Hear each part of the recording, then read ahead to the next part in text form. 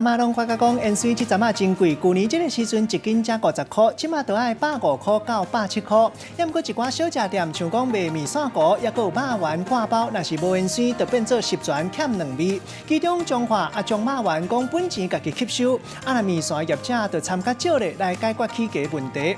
另外，咱看到这是花莲的两大挂包，改用美国青菜来代替。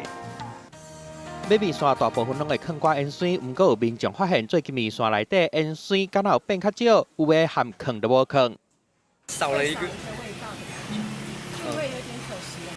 面线无盐水就减一味，因为即马盐水实在伤贵。涨得这么贵的话，那你们这个香菜怎么办呢？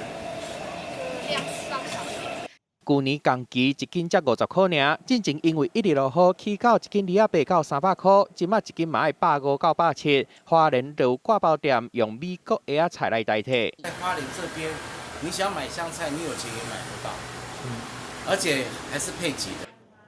食肉丸无加盐水，口味就唔对啊！种肉丸的头家娘讲，食啦成本算稳的。这比较贵，我比猪肉贵。170啊！啊，不，人家咧盐敢袂唔甘？袂啦。 人客要甲咱消费就真好。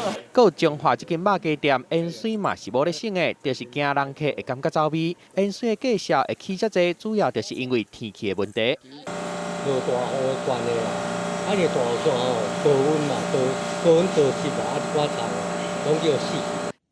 因为前2日落大雨，落尾搁出日，互盐水暖气价销也悬，业者嘛干那会当喙起紧加咧，当甲盐水的价销稳定落来。记者综合报道。